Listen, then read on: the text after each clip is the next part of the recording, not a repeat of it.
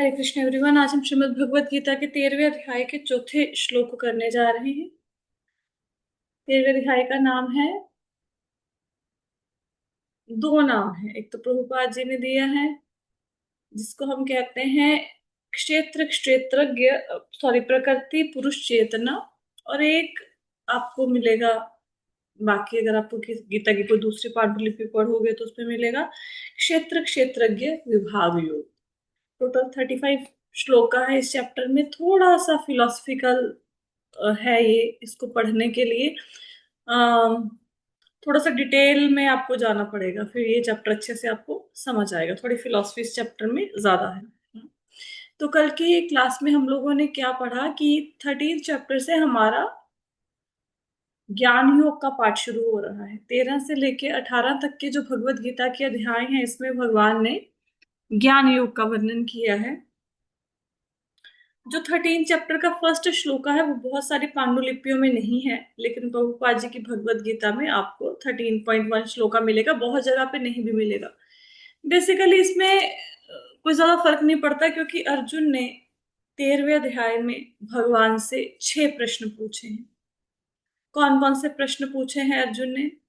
प्रकृति क्या है, पुरुष क्या है, क्षेत्र क्या है, क्षेत्रज्ञ क्या है, ज्ञान क्या है और ज्ञेय क्या है। ये 6 प्रश्न पूछते हैं। तो भगवान आंसर देना शुरू करते हैं क्षेत्र और क्षेत्रज्ञ से। क्षेत्र क्या है? क्षेत्र हमारी ये मटेरियल बॉडी है। इसको क्षेत्र क्षेत्र अर्थात फील्ड क्यों कहते हैं? क्योंकि जो इच्छाओं के जो बीज हैं ये इसी बॉडी में पनपते हैं। हमारी इच्छाओं के बीज इसी बॉडी के अंदर है, इसलिए इसको क्षेत्र कहा गया है। और क्षेत्रज्ञ किसको कहा गया है? जो इस क्षेत्र को जानने वाला है, जो इस बॉडी के बारे में जानने वाला है। तो ये जो मटेरियल बॉडी है जो 2 एलिमेंट से मिलके बनी है, मैंने यहाँ पे आपके लिए एक पिक्चर डाउनलोड की थी। हाँ, ये हमारा जो शरीर है ये किस किस चीज से बना है? एक तो ग्रॉस बॉडी है। ग्रॉस बॉडी मतलब स्थूल शरीर। स्थूल शरीर जो पंच महाभूत से बनता है, पृथ्वी जल अग्नि वायु आकाश। स्थूल शरीर के अंदर एक छोटा सूक्ष्म शरीर है जो मन बुद्धि अहंकार से बनता है। उसके अंदर आत्मा है और उसके अंदर परमात्मा है। तो ये जो ग्रॉस बॉडी और सटल बॉडी है, इसको कहा गया है क्षेत्र। इन दोनों को, स्थूल शरीर को और सूक्ष्म शरीर को। क्षेत्रज्ञ कौन है? शरीर को जानने वाला कौन है? सोल, आत्मा है जो शरीर को जानती है। इसका मतलब क्या हुआ कि दोनों में अंतर है, शरीर और आत्मा एक नहीं है। लेकिन जो क्षेत्रज्ञ है वो दो है। क्षेत्रज्ञ का मतलब है, क्षेत्र का मतलब हो गया खेत। खेत को कौन जानता है? किसान। किसान अपने खेत के बारे में जानता है। तो हमारा शरीर हो गया क्षेत्रज्ञ, क्षेत्र सॉरी। और इसको जानने वाले शरीर हमारा क्या हो गया? फील्ड। खेत को इंग्लिश में क्या कहते हैं? फील्ड। तो शरीर को कहा गया फील्ड। और क्षेत्रज्ञ का मतलब क्या है? Knower of the field. जो खेत को जानता है वो कौन जानता है? आत्मा जानती है। सुपर सोल किसको कहा गया? सुपर सोल कहा गया है भगवान को। तो हमें अपने शरीर का पता है, भगवान को भी हमारे शरीर का पता है। किस भाव से कौन व्यक्ति क्या कार्य करता है, भगवान को सब पता है। हमारे भगवान भी नोअर ऑफ फील्ड है, इस क्षेत्र को जानने वाले हैं, शरीर को हम भी जानने वाले हैं। हमारे और भगवान में अंतर क्या है? हम सिर्फ अपनी बॉडी के बारे में जानते हैं, मेरी बॉडी में क्या हो रहा है। लेकिन भगवान जितने भी प्राणी हैं उन सबके शरीरों में क्या हो रहा है वो भगवान जानते हैं। ठीक है, यहां तक हम लोगों ने कल किया था। ठीक है, 13.3 तक यही हमने पढ़ा। पहले श्लोक में अर्जुन ने प्रश्न पूछा, प्रकृति पुरुष क्षेत्र क्षेत्रज्ञ ज्ञान और गय क्या है। भगवान ने कहा कि मैं तुम्हें बताता हूँ क्षेत्र और क्षेत्रज्ञ क्या है। क्षेत्र मतलब फील्ड, फील्ड मतलब शरीर, ये मटेरियल बॉडी। क्षेत्रज्ञ शरीर को जानने वाला, शरीर को जानने वाला एक आत्मा। और 13.3 में भगवान कहते हैं कि मैं भी शरीर को जानता हूँ, मैं भी क्षेत्रज्ञ हूँ। ठीक है, मैं 2-3 बार आपको बार बार इसलिए बता रही हूँ क्योंकि कई बार समझ नहीं आता। अब नेक्स्ट श्लोक पे चलते हैं। नेक्स्ट श्लोक है, यहां तक किसी को कोई क्वेश्चन है, कुछ ना समझ आया हो? आया समझ? ठीक है, नेक्स्ट है 13.4। तत्क्षेत्रम यच यादृच यद्विकारी यतश्च यत् स च यो यत् प्रभावश्च तत्समासेन मे शृणु। तो भगवान कहते हैं अब तुम मुझसे यह सब संक्षेप में सुनो कि कर्म क्षेत्र क्या है, यह किस प्रकार बना है, इसमें क्या परिवर्तन होते हैं, यह कहाँ से उत्पन्न होता है, इस कर्म क्षेत्र को जानने वाला कौन है और उसके प्रभाव, उसका क्या प्रभाव है। अब 6 प्रश्न तो अर्जुन ने किए थे। क्षेत्र, क्षेत्रज्ञ, प्रकृति, पुरुष, ज्ञान और ज्ञेय क्या है, ये तो 6 प्रश्न अर्जुन ने किए। अब भगवान अपने से 6 प्रश्न ऐड कर रहे हैं। 6th क्वेश्चन भगवान ने ऐड कर दिए। भगवान कहते हैं कि मैं तुम्हें और बताऊंगा, ये जो तुम्हारी बॉडी है ना, इसके बारे में, इस फील्ड के बारे में, तुम्हारी बॉडी के बारे में मैं तुम्हें 6 चीजें बताऊंगा। कौन सी चीजें बताएंगे भगवान? 6 चीजें क्षेत्र और क्षेत्रज्ञ के बारे में। सबसे पहला है कर्म क्षेत्र क्या है। कर्म क्षेत्र का मतलब ये है, इस लाइन का, इसका मतलब है composition of body. Composition, sorry, कर्म क्षेत्र क्या है? Qualities of body. बॉडी की क्या क्वालिटीज है इस शरीर की, यह किस प्रकार बना है। किस प्रकार बना है का मतलब क्या है कि ये किन किन चीजों से बना है, क्या क्या कॉम्पोजिशंस हैं इस बॉडी के। जैसे खीर होती है, खीर की क्वालिटी क्या है? खीर मीठी होती है, खीर स्वाद होती है, ये क्वालिटी होगी उसकी खीर की। वाइट होती है दिखने में। अब खीर बनी किस किस चीज से है? खीर बनी है दूध, दही, चावल और मेवे से। ये हो गया कॉम्पोजिशंस ऑफ खीर। ठीक है। तो इसी प्रकार ये शरीर किन चीजों से बना है वो भगवान कहते हैं, वो भी मैं तुम्हें बताऊंगा। पहले क्या बताएंगे भगवान? Qualities of body. फिर क्या बताएंगे? कॉम्पोजिशन ऑफ बॉडी, की शरीर किससे बना है। थर्ड भगवान कहते हैं मैं तुम्हें बताऊंगा इसमें क्या परिवर्तन होते हैं। अब हमारी बॉडी एक जैसी तो रहती नहीं है, हमारे शरीर में परिवर्तन होते रहते हैं ना। अब जैसा बचपन का शरीर था वैसा थोड़ा ना अभी हमारा शरीर है। जन्म से लेके मृत्यु तक 6 रूप होते हैं जिनमें शरीर परिवर्तित होता है। क्या क्या? जन्म से लेकर मृत्यु तक के 6 प्रकार के चेंजेस कौन से हैं? सबसे पहले होता है अस्थि। अस्थि का मतलब क्या है कि हम गर्भ में हैं, अभी हम गर्भ के अंदर हैं, माता के गर्भ के अंदर। जायते, जायता का मतलब क्या है कि अब हमारा जन्म हो गया, अब हम गर्भ से बाहर आ गए, अब हमारा जन्म हो गया।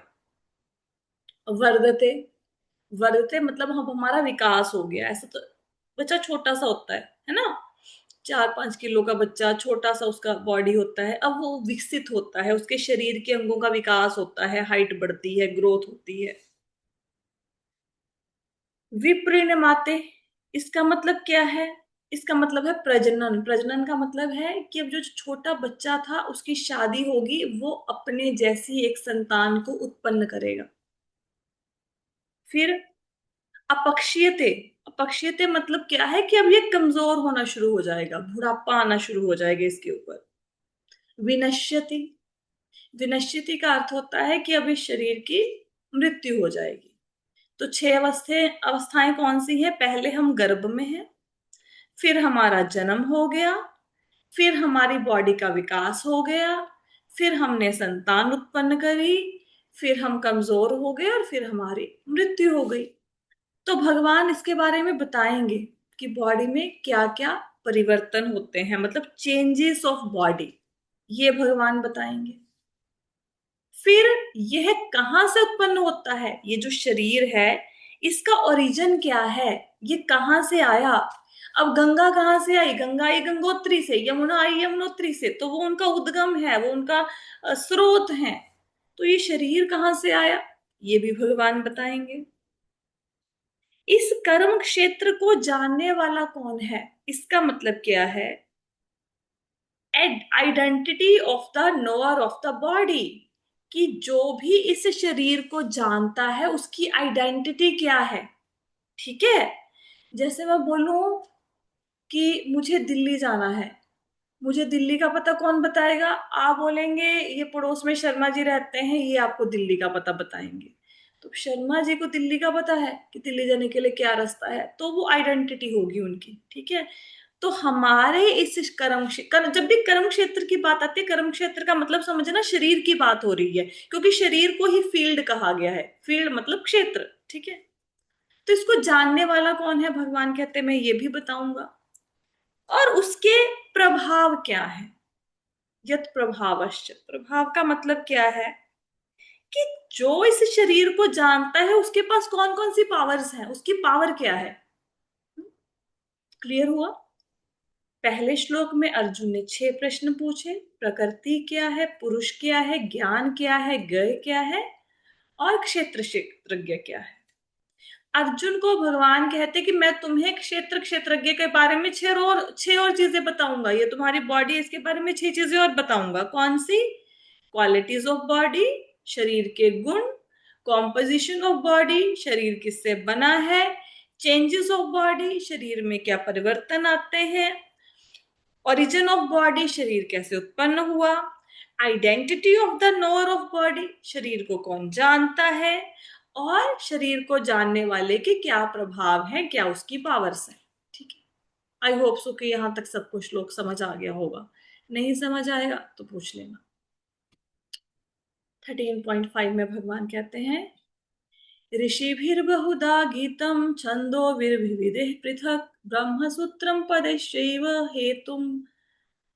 हेतु मदभिर्विनिश्चिते। भगवान कहते हैं, विभिन्न वैदिक ग्रंथों में विभिन्न ऋषियों ने कार्यकलापों के क्षेत्र, उन कार्यकलापों के ज्ञाता के ज्ञान का वर्णन किया है। इसे विशेष रूप से वेदांत सूत्र में कार्य कारण के समस्त तर्क समेत प्रस्तुत किया गया है। भगवान कहते हैं कि ये जो तुम पूछ रहे हो ना मेरे से, क्षेत्र क्या है, क्षेत्रज्ञ क्या है, ज्ञान क्या है, इसको बहुत सारे संतों ने डिस्क्राइब किया है। कहाँ पे डिस्क्राइब किया है, कहाँ पे बताया है संतों ने? जो वैदिक राइटिंग्स हैं, वैदिक जो हमारे स्क्रिप्चर्स हैं, उसमें ऋषि मुनियों ने इसके बारे में बताया है। देखो, इस श्लोक से हमें क्या पता चलता है कि भगवान को जब कुछ बताना होता है, हालांकि Krishna is the supreme personality of God head, उनके ऊपर कोई नहीं है, उन्होंने जो कह दिया वो सत्य है, लेकिन भगवान भी रेफरेंस देते हैं। किसका? ऋषियों का रेफरेंस दे रहे हैं, अथॉरिटी का रेफरेंस दे रहे हैं, है ना। तो हमें भी जब किसी शास्त्र को पढ़ना है, देखो नॉलेज एक्वायर करने के ना 3 तरीके हैं। पहला तो आप शास्त्र को पढ़ लो, ठीक है। अब पढ़ पढ़ के नॉलेज को गेन करना, गीता पढ़ लो, भागवत पढ़ लो, रामायण पढ़ लो, महाभारत पढ़ लो, हमारे इतने पुराण हैं, 4 लाख से ऊपर श्लोक हैं पुराने में, उनको पढ़ लो और उनसे नॉलेज गेन कर लो। पर ये नॉलेज को एक्वायर करने का अच्छा तरीका नहीं है पढ़ के ज्ञान को अर्जित करना। क्यों अच्छा तरीका नहीं है? अब जब हम पढ़ के किसी चीज को जानने का प्रयास करते हैं, तो हम उस लाइन का अपना मीनिंग निकाल लेते हैं। हम्म? हमें नहीं पता उसका रियल मीनिंग क्या है। अब अगर सपोज करो इस श्लोक को, मतलब इसका वर्णन ना करें, जैसा आचार्य, अब मैं किसको रेफर करके इस श्लोक को एक्सप्लेन कर रही हूँ, आचार्यों ने जो बताया, प्रभुपाद जी ने जो बताया, उनके तात्पर्यों को पढ़ के मैं एज इट इज आपको एक्सप्लेन कर रही हूँ, मैं कुछ एक्स्ट्रा नहीं अपनी तरफ से ऐड कर रही, ठीक है। सपोज करो हम प्रभुपाद जी के तात्पर्यों को ना पढ़ें, किसी भी प्रमाणिक आचार्य के, आप रामानुज जी की कमेंट्री पढ़ सकते हैं, आप विश्वनाथ चक्रवर्ती ठाकुर जी की कमेंट्री पढ़ सकते हैं, आप मध्वाचार्य जी की पढ़ सकते हैं, आप बलदेव विद्याभूषण जी की पढ़ सकते हैं, किसी भी, इतने आचार्य हैं, इतनी सुंदर सुंदर कमेंट्रीज दी हैं, उनकी कमेंट्रीज को पढ़ो। उनको क्यों पढ़ना है? क्योंकि पहली बात तो इन श्लोकों के पीछे जो रहस्य छुपा हुआ है वो आचार्य जानते हैं, हम नहीं जानते, हमें नहीं समझ आता। सपोज करो ये फर्स्ट श्लोका अब हमें पढ़ने को बोल दें, ये वाला फर्स्ट श्लोका है, क्या श्लोका है कि क्षेत्र क्षेत्रज्ञ क्या है। अब हम ये श्लोक तो हमारे सिर के ऊपर से निकल जाएगा कि ये क्या बात हो रही है अभी भगवत गीता में, ये कौन सी लैंग्वेज यूज की जा रही है, क्षेत्र, क्षेत्रज्ञ, ज्ञेय, प्रकृति, पुरुष, ये क्या चीजें हैं, क्या डिस्कस किया जा रहा है, हमें समझ नहीं आएगा शास्त्रों को पढ़ के। फिर हम आचार्यों की शरण लेते हैं। आचार्य जो लिखते हैं उसको हम समझते हैं, फिर हमें पता चलता है कि कृष्णा का ये जो बोल रहे हैं उसके पीछे वो हमें क्या समझाना चाहते हैं। मतलब शास्त्र को अकेला पढ़ के नॉलेज नहीं गेन करना, गुरु और साधु को साथ में लेके चलना है। गुरु और साधु दोनों से ज्ञान भी प्राप्त करना है, अकेले शास्त्रों को पढ़ने से कुछ नहीं होगा। ऐसा क्यों? क्यों ऐसा जरूरी है? पहली बात तो मैंने आपको बता दी कि गुरु या साधु आपको उसका रियल मीनिंग बता सकते हैं। दूसरी बात यह है कि हम सिर्फ शास्त्रों को पढ़ते हैं और सुनते हैं, हम शास्त्रों के अकॉर्डिंग अपने जीवन को व्यतीत नहीं करते, हम शास्त्रों को जीते नहीं हैं। शास्त्रों में जो प्रिंसिपल लिखे हैं हम उनके अनुसार जीवन को ढालते नहीं हैं। भले ही किसी को 1 से लेकर 700 तक भगवत गीता के श्लोक याद हो जाए, भले ही किसी को कमेंट्रीज याद हो जाए, भले ही उसको श्लोकों का जो तात्पर्य दिए हैं वो याद हो जाए, लेकिन उन श्लोकों के अनुसार जीवन को हम जी लें ये पॉसिबल नहीं है। प्रभुपाद जी के पास एक बार कोई व्यक्ति आए, वो कहते कि मुझे भगवत गीता के 1 से लेकर 700 श्लोक 1 to 700 तो याद ही है, मुझे 700 to 1 भी याद है। कि अगर कोई व्यक्ति बोले ना 700 से लेके पिछले मतलब बैकवर्ड काउंटिंग में एक श्लोक सुनाओ, मैं वो भी सुना सकता हूँ। प्रभुपाद जी इंप्रेस नहीं हुए। वो कहते भगवत गीता के 700 श्लोक जो आपको याद है उनमें से मुझे कोई एक श्लोक बताइए जिसके अनुसार आपने जीवन को जिया। तो उस व्यक्ति के पास एक भी श्लोक नहीं था। तो इसलिए साधु और गुरु को साथ लेके चलना है, उनसे भी नॉलेज लेनी है, क्योंकि शास्त्रों में वर्णित प्रिंसिपल्स के अकॉर्डिंग, सिद्धांतों के अकॉर्डिंग उन्होंने अपने जीवन को ढाला है। जब भी नॉलेज एक्वायर करनी है तीनों से, गुरु, साधु, शास्त्र। भगवान भी रेफर कर रहे हैं ना, भगवान कह सकते थे कि मैं तुम्हें बता रहा हूं बस फाइनल हो गया, मैं तुम्हें बता रहा हूं कर्म क्षेत्र क्या है, क्या क्वालिटी है, क्या कॉम्पोजिशन है। भगवान कहते नहीं, ऋषियों ने भी ऐसा बताया है, भगवान भी अथॉरिटी को रेफर कर रहे हैं। और जब आप किसी अथॉरिटी को रेफर करते हैं तो वो पक्का हो जाता है जो आप बात बोल रहे हो। अपने मन से कोई उदाहरण दे दिया, अपने मन से कुछ बोल दिया, वो प्रमाणिक नहीं है। किसी अथॉरिटी ने बोला है, हम प्रभुपाद जी की भगवत गीता को पढ़ रहे हैं, ये प्रमाणिक है। ऐसे कुछ बोल दिया वो प्रमाणिक नहीं है। ठीक है। फिर क्या कहते हैं कि पहली लाइन समझ आई कि अलग अलग वैदिक ग्रंथों में ऋषियों ने कार्यकलापों के क्षेत्र, मतलब इस शरीर का और इस शरीर की एक्टिविटीज का और इसको जो जानने वाला है और जो नॉलेज है उन सबका वर्णन किया है। इसे विशेष रूप से वेदांत सूत्र में कार्य कारण के समस्त तर्क समेत प्रस्तुत किया गया है। अब इस लाइन का क्या मतलब है? वेद तो आप सब लोग जानते हो, ऋग्वेद, यजुर्वेद, अथर्ववेद, और बहुत सारे क्या, सामवेद, ये 4 वेद हैं। ठीक है। तो वेदों का जो सार है वो हो गया वेदांत सूत्र। सूत्र मतलब क्या, फॉर्मूला। तो वेदों का सार आ गया वेदांत सूत्र में। तो कहते जो वेदांत सूत्र हैं इसमें जो ये सारा ज्ञान है, हम्म जो हम इस शरीर की बात कर रहे हैं, इसकी क्वालिटीज, ये किन घटकों से बना है, कैसे परिवर्तित होता है, इसको लॉजिक के साथ प्रस्तुत किया गया है। लॉजिक के साथ, ऐसा नहीं कोई बात बोल दी बस, साथ में उसके लॉजिक दिया है। हम्म जैसे अम, आप शरीर के 12 हिस्सों में तिलक लगाते हैं, एटलीस्ट जो दीक्षित हैं वो तो लगाते होंगे, और जो नहीं लगा रहे हैं उनको शरीर के 12 भागों में तिलक लगाना चाहिए। तो इसके पीछे लॉजिक है। ऐसा नहीं अच्छा यहीं पे क्यों लगाते हैं, हम उठा के ये जो मतलब जैसे सपोज करो हमने अपने पेट के उधर के दाईं और बाईं और तिलक लगाया, बाजू के ऊपर 2 तिलक लगाते हैं, यहीं पे क्यों लगा रहे हैं? बॉडी में और भी तो 36 प्लेस है, वहां पे क्यों नहीं लगा रहे? तो उसके पीछे कारण है। सूर्य को जल दे रहे हो, इसके पीछे कारण है। शिवलिंग को जल चढ़ा रहे हो, इसके पीछे कारण है। तो जो अब पता कैसे लगेंगे ये कारण? ये कारण तब पता लगेंगे जब हम शास्त्रों को पढ़ेंगे। अगर किसी ने भक्ति रसामृत सिंधु पढ़ा है तो उसको एक एक चीज का पता है कि माला धारण की है तो क्यों धारण की है, ये जो हम लोग तिलक लगाते हैं क्यों लगा रहे हैं, रथ यात्रा में क्यों खड़े हैं, विग्रह के दर्शन क्यों कर रहे हैं, भगवान की महिमा का गान क्यों कर रहे हैं, उसको पूरे लॉजिक के साथ पता है। तो जो ऋषि हैं, ऋषियों ने ये 6 चीजों को, qualities of body, composition, changes, origin, इन सब का वर्णन किया है। कहाँ पे किया है? वेदांत सूत्र में। और पूरे लॉजिक के साथ वर्णन किया है।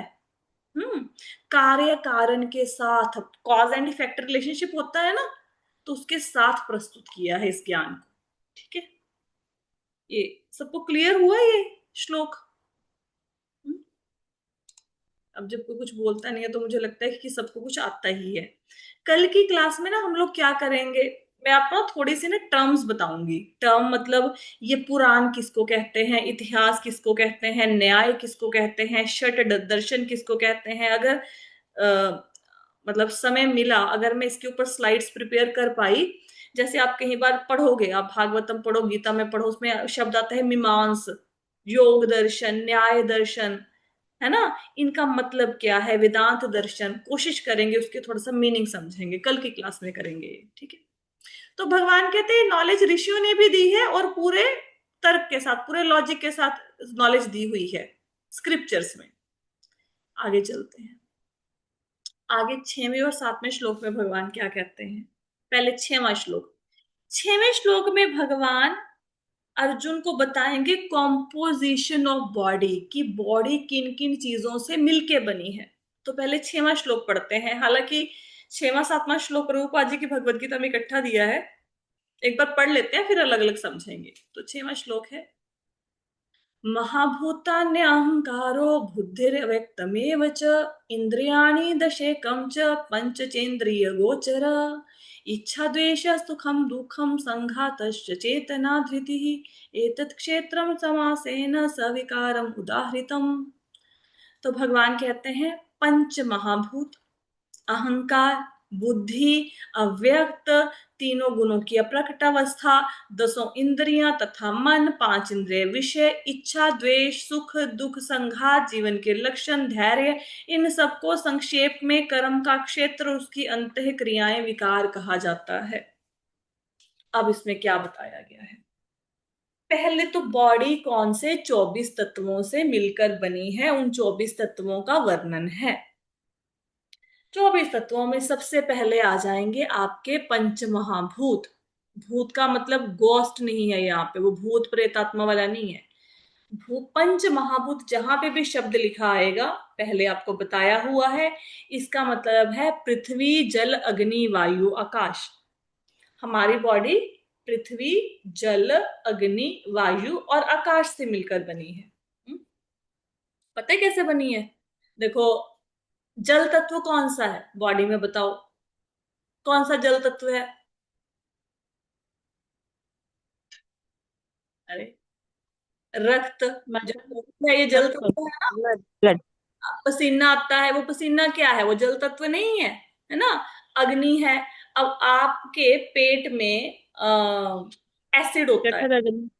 हाँ, जठराग्नि होती है। वो अग्नि ना हो ना तो फिर खाना डाइजेस्ट नहीं हुआ। खाना खाओ साथ के साथ पानी पी लो तो खाना डाइजेस्ट ही नहीं होता, क्योंकि खाने को डाइजेस्ट करने के लिए अग्नि चाहिए, जठराग्नि चाहिए। आपने पानी पी के ऊपर से उस जठराग्नि को बुझा दिया, अब खाना डाइजेस्ट कैसे होगा? ठीक है।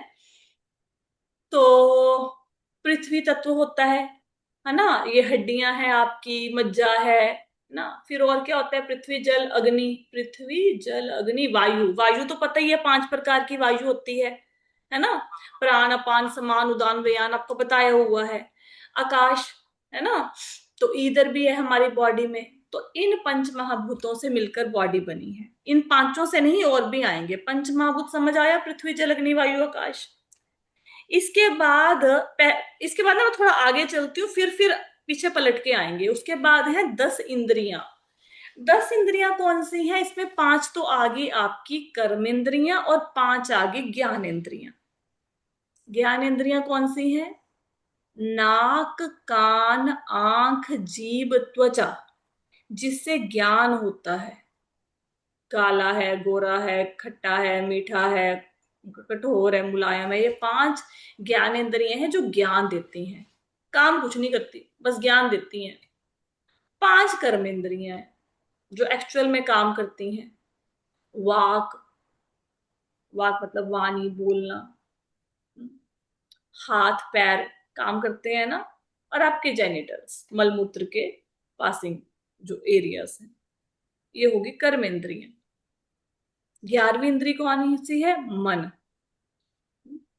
11 हो गए पंच महाभूत, और 11 ये कितनी होगी? 16 हो गई ना। इसके बाद कहते हैं 5 इंद्रिय विषय हैं। इंद्रिय विषय कहते हैं सेंस ऑब्जेक्ट को। सेंस ऑब्जेक्ट का मतलब क्या है?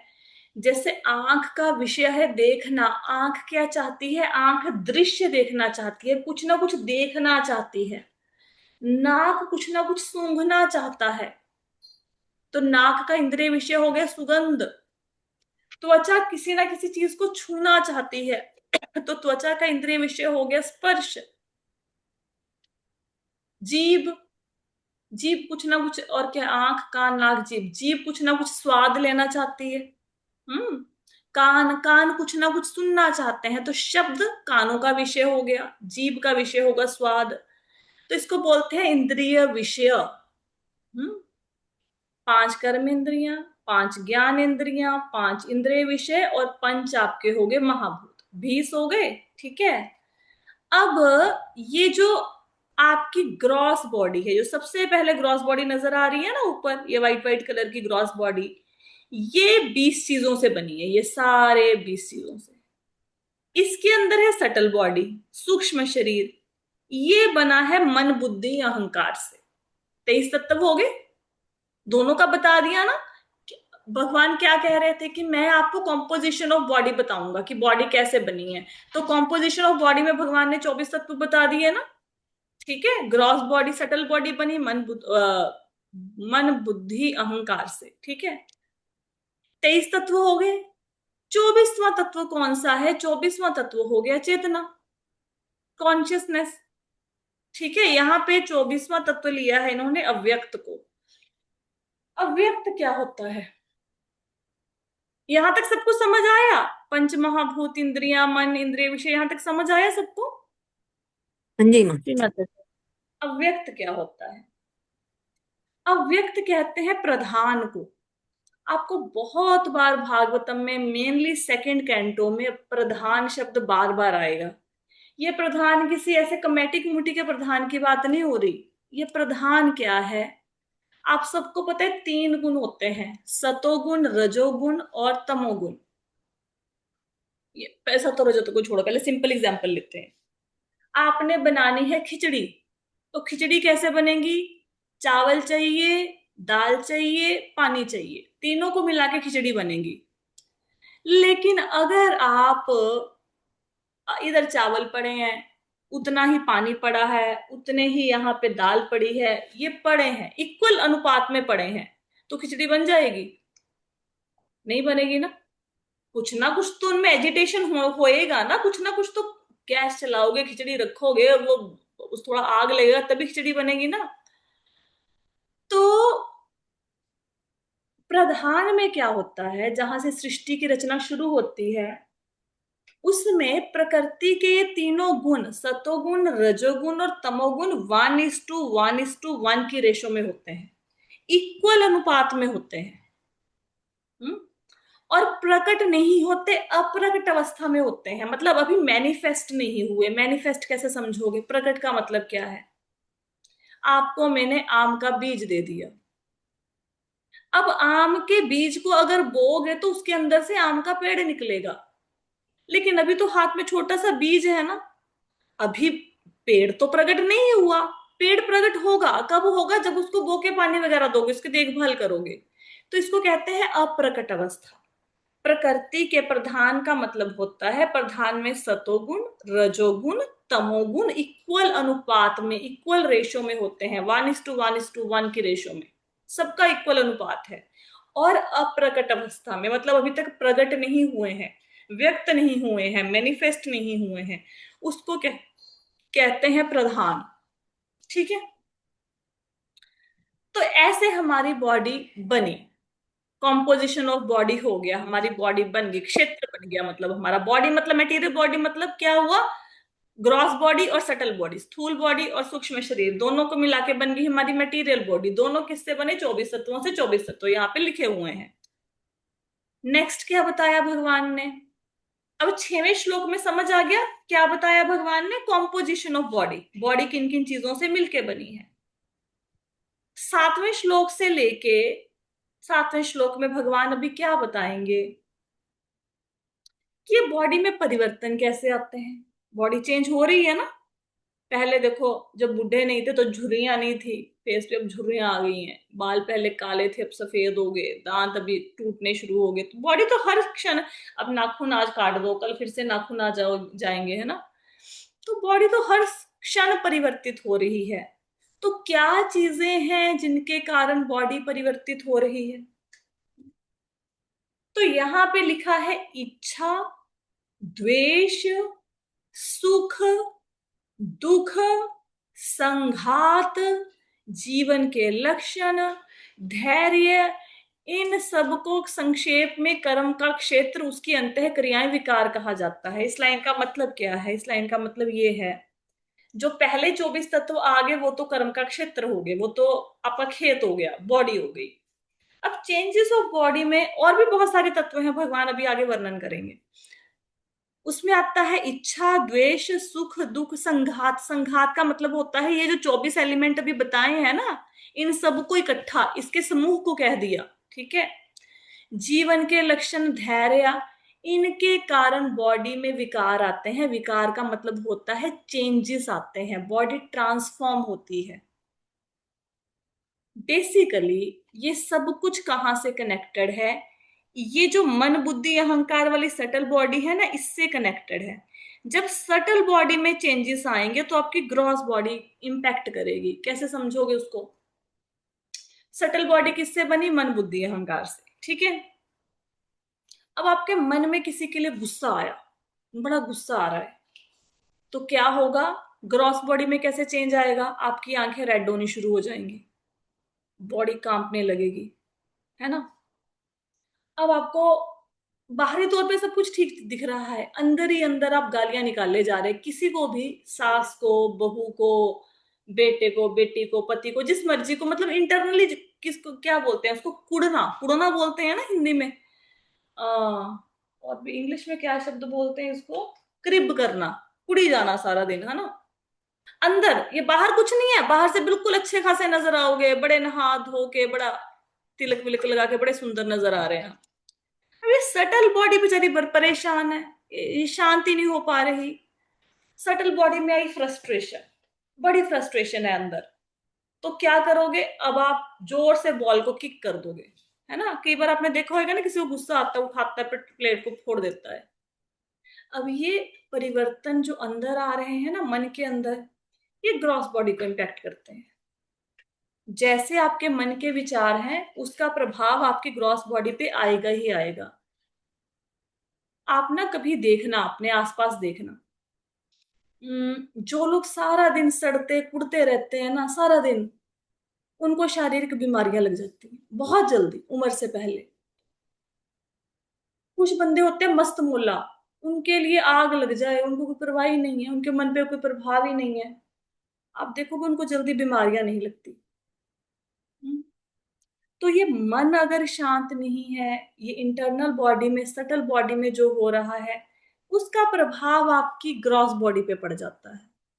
तो शरीर में परिवर्तन क्यों आ रहे हैं, ये इच्छाओं के कारण, द्वेष के कारण, सुख दुख के कारण। बाकी ये जो 24 तत्व हैं ये भी तो परिवर्तित होते रहते हैं ना, इसके कारण, जीवन के लक्षणों के कारण, धैर्य के कारण, इन सारी चीजों के कारण क्या होता है, अंतःकरण में, मतलब हमारी ये जो बॉडी है इसमें विकार, विकार मतलब चेंजेस आने शुरू हो जाते हैं।